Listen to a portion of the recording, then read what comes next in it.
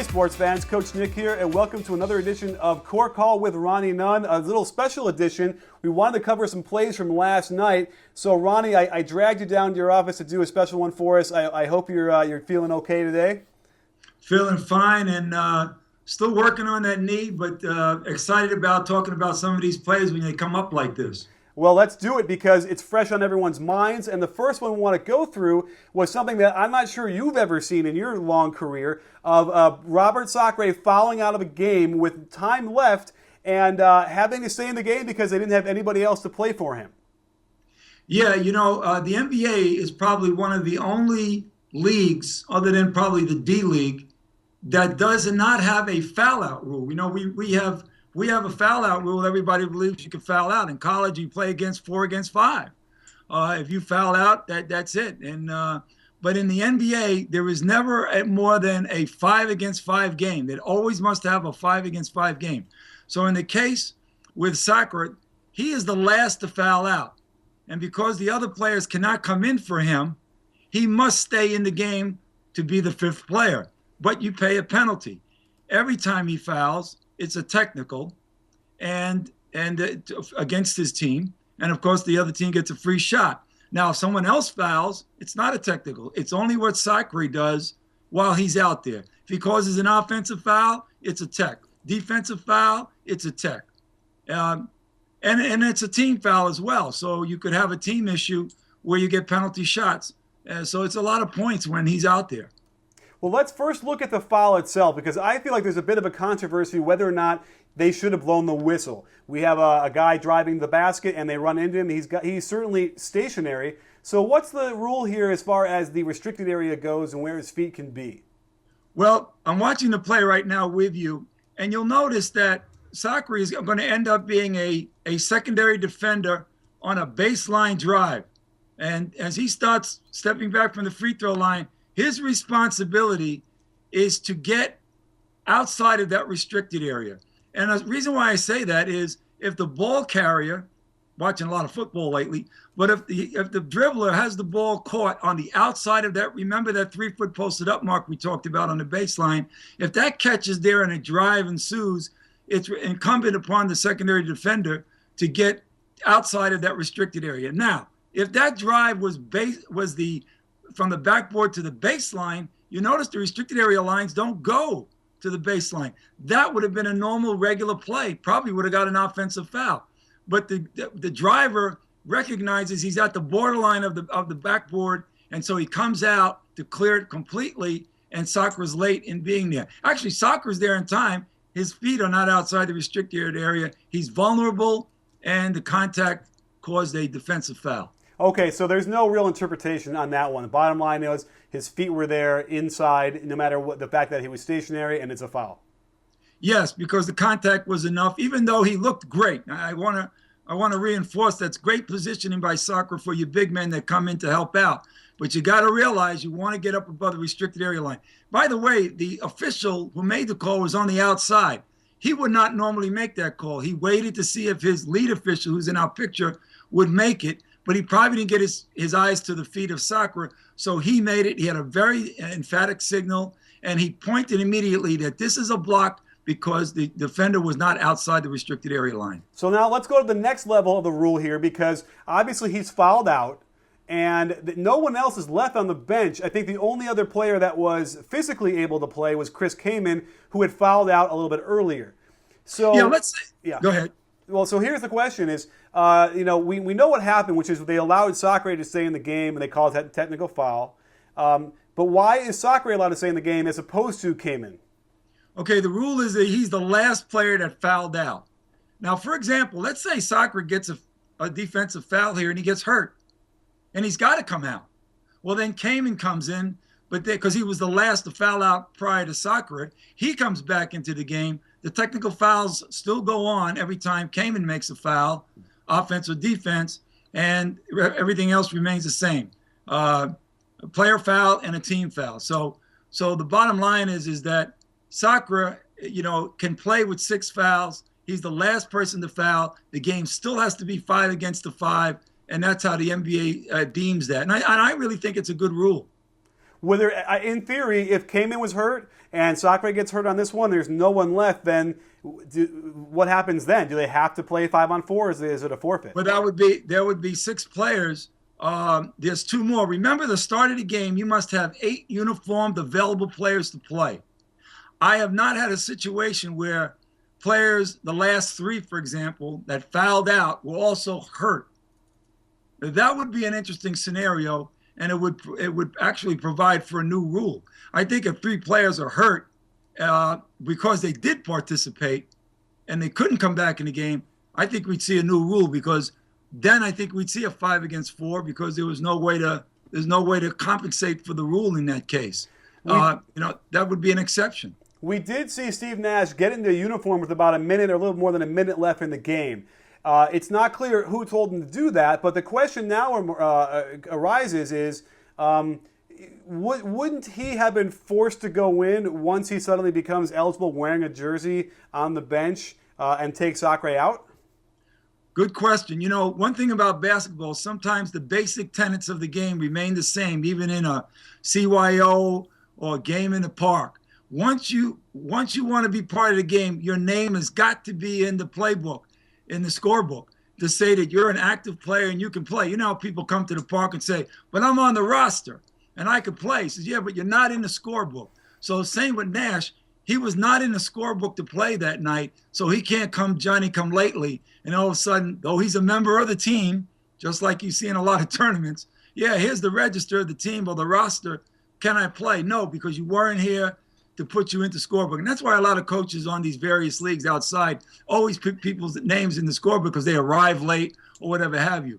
But even at the NBA level, you cannot come in after those designated 8 players are considered in the game, for the game. Then someone coming in late can't take over that role. And let's move on to our next call, which was Kyle Lowry on the Raptors going against the Kings. They were down by 6 late in the game, and he pulls up for a nice and easy 3-pointer, and there's contact. However, the referee comes in and calls an offensive foul. So talk to us about what the referee was thinking about on this call. Well, the call on this play, and I don't know which official had it, this is one of the very obvious plays that, as I mentioned to you at times, certain players bring certain unique characteristics to the game. The leg out, stick out is a Reggie Miller defined play. He did it very well, and he established it. And, of course, you've got to go out of your way to stick your leg. Most leg stick-outs go to the side looking for contact, okay? Less leg stick-outs go out in the front.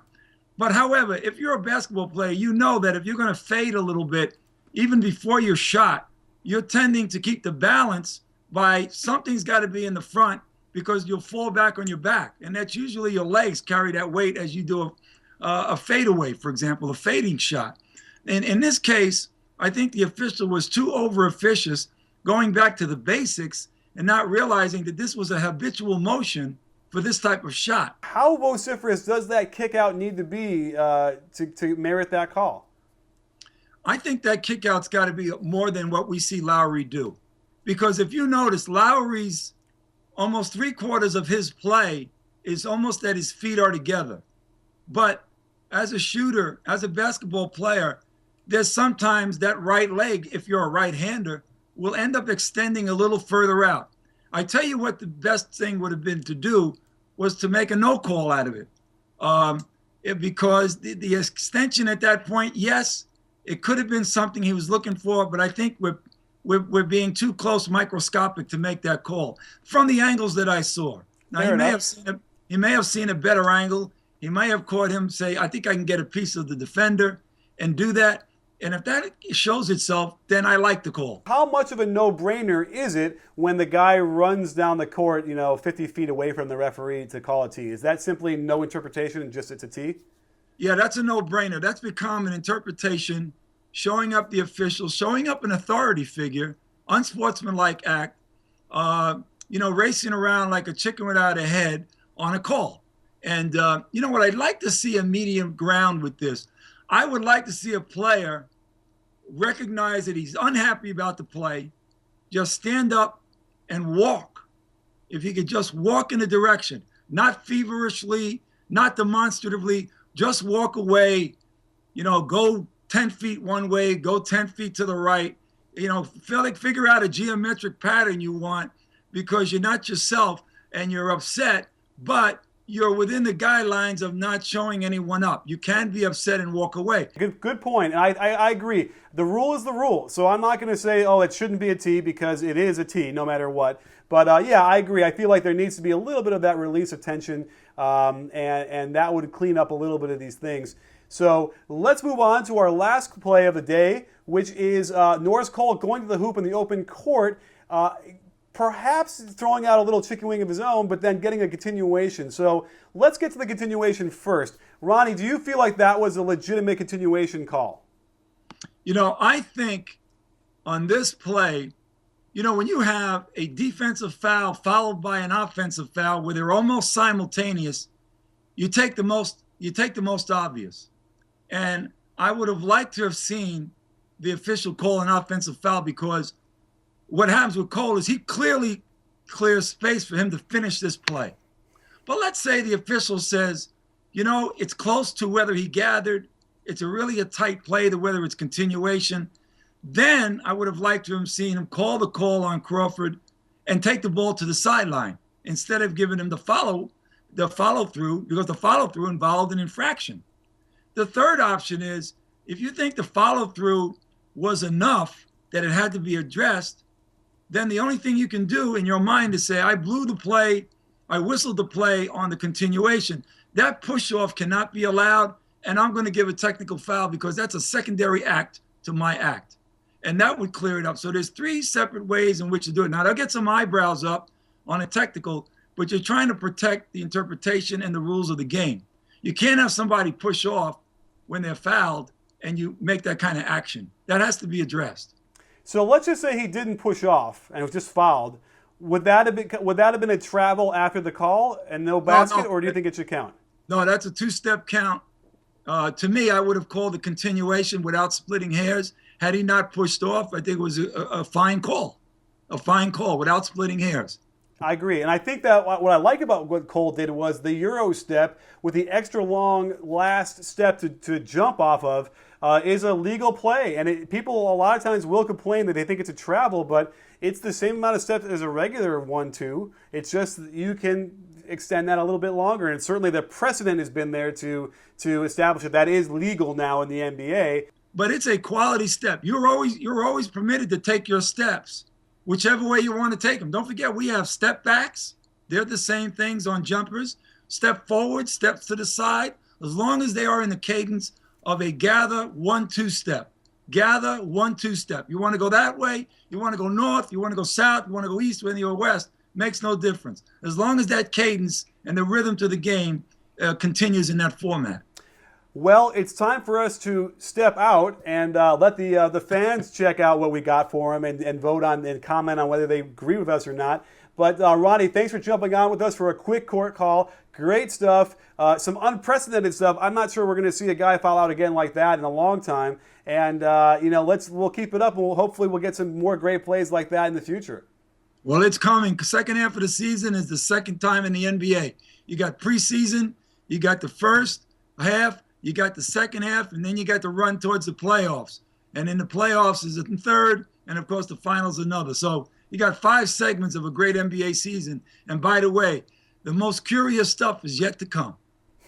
Well, don't forget, sports fans, at B-Ball Breakdown, we're not a channel, we're a conversation. You in? I'm in, Coach. Great to be here with you.